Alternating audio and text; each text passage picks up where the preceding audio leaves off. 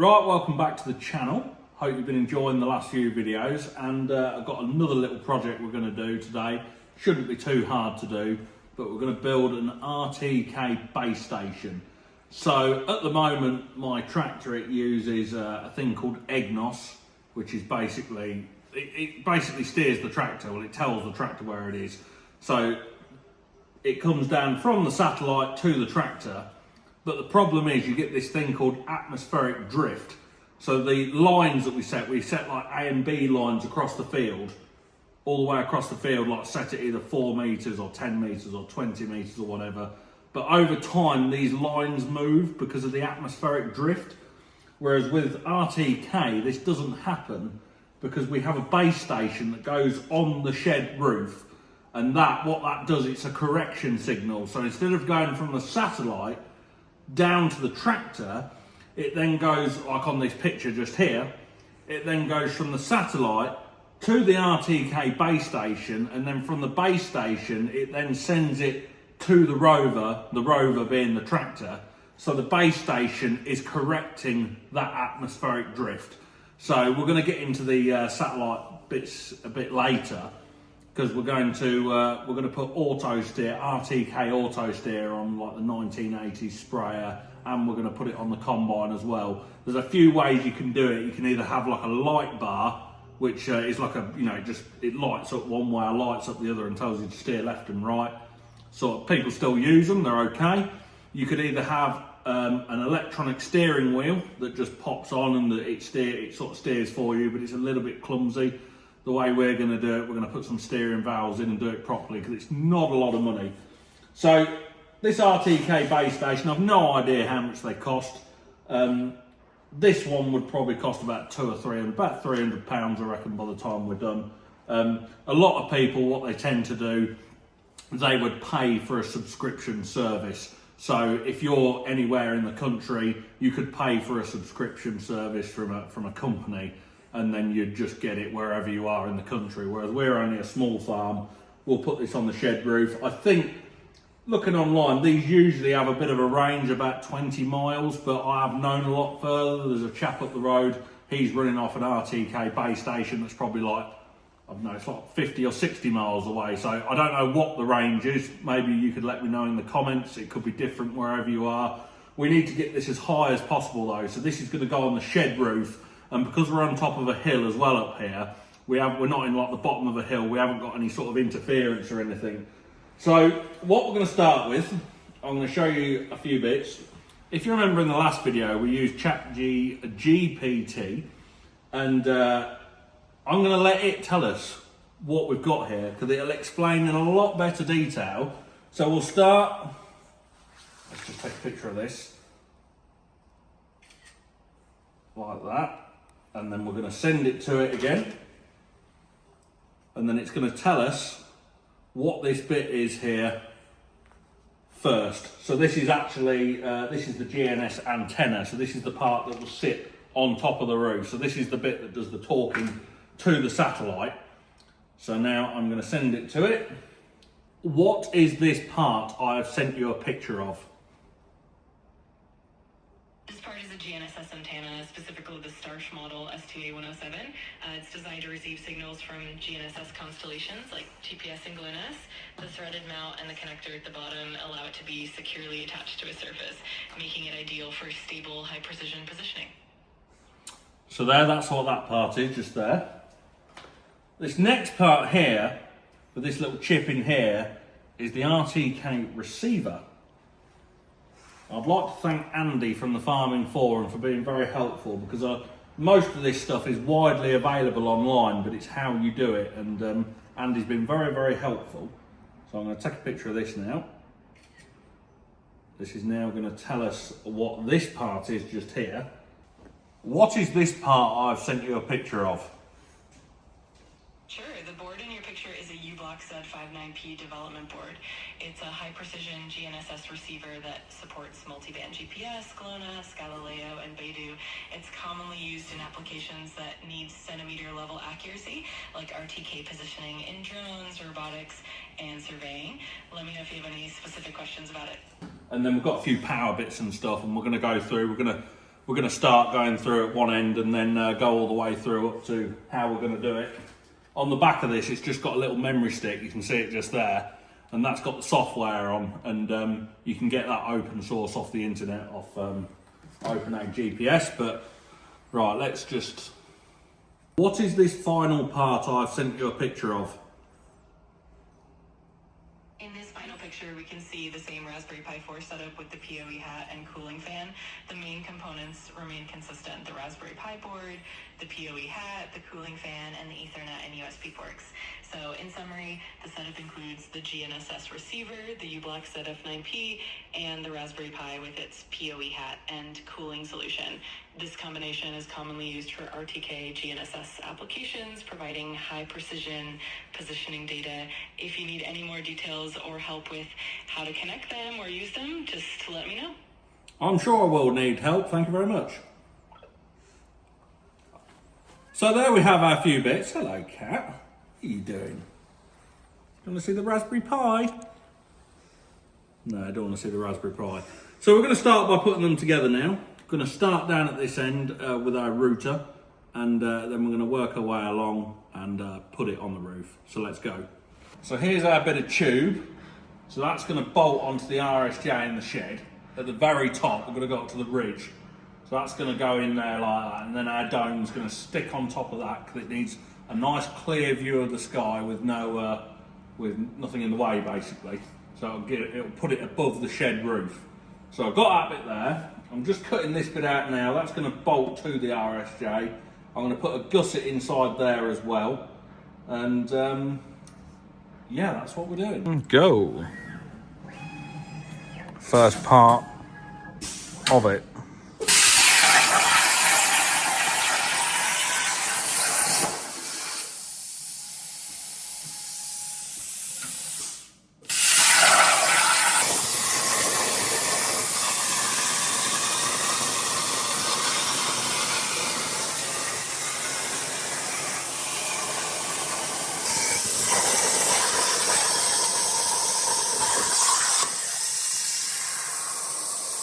That bit there, and we've got a hole at the back, so all the cables, this bit here is going to bolt to the RSJ.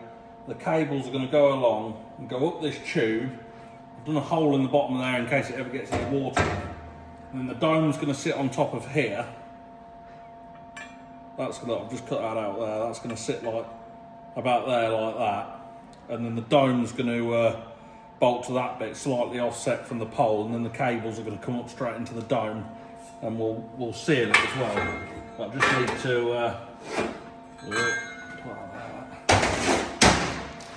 need to see where we're going to put the dome so that it'll sit like that. I didn't cut a hole with a plasma cutter because I didn't know where I wanted it.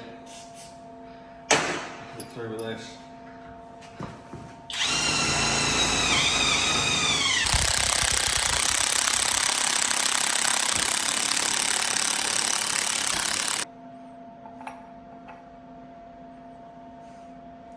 Look at that. Straight down the tube, so we'll bolt that up there. Give it a go.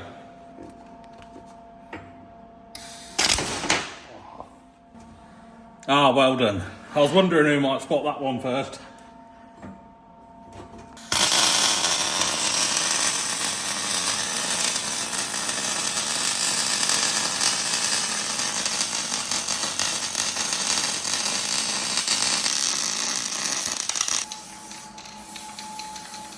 I should have red oxided it, shouldn't I?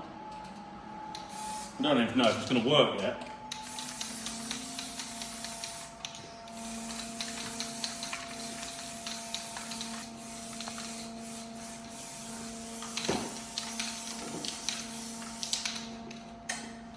So that is our stand, just there like that. Got a little gusset reinforcement plate here, and then as you can see now, look, any cables, they'll come through the back of here where we bolt it to the RSJ, they'll come up the tube, drain hole here in case it gets any damp in there, up, and then straight on onto there to the for the cabling. So that's good. So that's ready to go on the roof. Look, windy up here today. Right, so look, this is why this plate's slightly on the wonk. go like that. So if I mark the holes with this very precise marking device,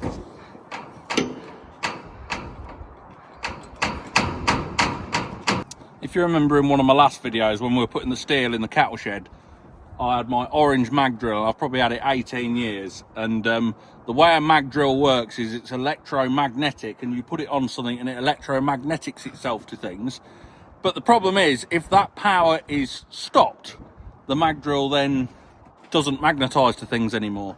So I still don't know who pulled the plug out, because it was on an extension lead, but someone, I don't know who it was, possibly my dad, he's pulled the plug out, and what's happened to the mag drill, it's sort of fallen, hit the floor. So with this one, I didn't want that to happen again. So if I show you, I'll put this on here. Like that. If I take the battery out, it's still magnetised, because it's on just like this big twist magnet at the back. So no power, still stays there. So if we have a power cut now, what you're supposed to do, you're supposed to put a chain around the post and strap it to this, well, on the old one, so that it doesn't fall down. But yeah, obviously I didn't do that. So let's drill these holes.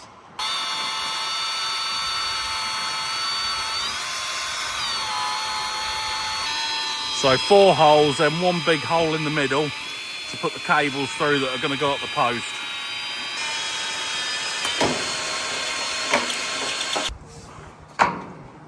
That's pretty good, I think. I think we just need to go 1 mil that way. If I just ring the holes out, we'll be able to move it where we want and then tighten it up. And then we'll put a big hole in the middle there to run all the cables up.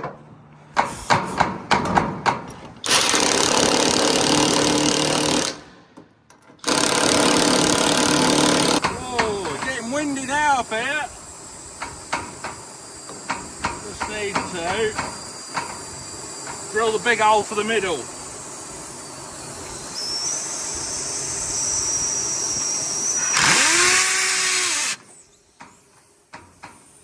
And then we'll change it for the, we'll cone it out.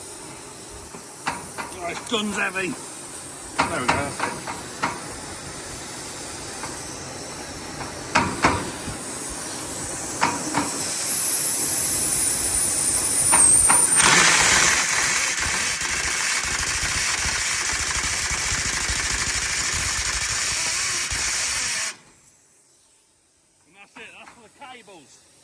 That goes on there like that, so I'll just screw that up. And then I've got a bung for the hole as well. So I put the sheet back on now. I'm just going to put my rubber grommet in there. And then that now gives us a nice clear view of the sky, because it's higher than anything else. That is now our known fixed position, so the satellites know exactly where this is, because it's a fixed position and it's known. So if there is any satellite drifting, it refers back to this, because it's the known fixed position. So I'm pleased with that. We're going to go back in the shed now and start with the other bits. So now the antenna is up. It's up. We've got our cable coming out the back there. I didn't want to put it down the side because I'll have to zip tie it on, and I didn't want the cable to chafe through on the tin or anything, so that's why I bought it through the tube and bought it through there. I got a little rubber grommet to put around there as well. Make that nice and neat. And then from there, that cable comes down and comes into this little white box that I've got, £9 from Screwfix. Then it comes into our receiver, so that antenna cable comes here into our receiver, and then it's linked across into our Raspberry Pi with our top hat and cooling fan. And then from there, it's going to go down to our router at this Ethernet port just here. So we're going to run this cable here down about 25 meters down to the router now, because we're in the shed roof at the moment. So they will just sit in here nicely like that. I'll put them in there properly when it's all up and running. They're going to sit in there with that sort of lid on top of there. So internet cable out of here now, then down through there.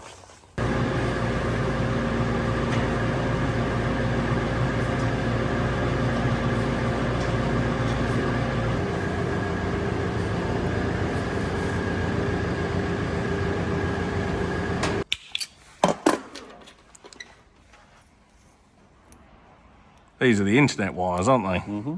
I've had to get someone else to do this because my hands are too fiddly. And then that's that done. Simple as that. Then that cable then comes down to here, which is an absolute mess. So I've just ordered a new box for this because this is ridiculous. Basically, this started off. This is cameras. This is Ajax. This is all the Wi-Fi for the plasma cutter, and I've just ordered a new box because I've massively overloaded this box. But this is the cable that comes down to it. So the way we're getting the internet to here, so I'm not having to get another SIM card or Wi-Fi or whatever, or router, we're bouncing it off the farmhouse using a bridge, and then it comes to this, which is a TP link, which is just giving us Wi-Fi in the workshop basically. And then we've got a spare port just down here, look, which will then run this. So this is the Raspberry Pi PoE injector. If I go on here, take a picture of it, bit of a mess really. Oh, I totally get that feeling. Sometimes those cables and plugs can get super tangled and messy. Hopefully you can get them organized and maybe use some cable management tools to tidy things up a bit. So what is this picture I've just sent you? So this picture shows a Raspberry Pi PoE Plus injector. It's basically a power over Ethernet injector that provides both power and network connectivity to a Raspberry Pi. You can see the labeling and the various safety certifications on it as well. It definitely looks like it's set up in a bit of a workshop or utility area. Thank you. So that's that. Now we're going to plug it in and power everything up, and then we'll go to the next step. Right, so now we've powered up the Raspberry Pi, which is up in the roof, which is what we've just been looking at. From that black box there, we're just looking at the Raspberry Pi PoE. It is now sending about 48 volts up there to power that up. And as you can see, after 10 minutes of plugging in, we've logged in. This is all the satellites here that it's picking up at the moment. So we've got quite a few. These are the signals. So green signal's very good. This yellow signal is not as good, and then a red signal would be not very good at all. And it has picked up our position on the map just here on the shed roof. So here's the yard, and yeah, that's what it is. So now what we've got to do, tells us we're 123 meters above sea level.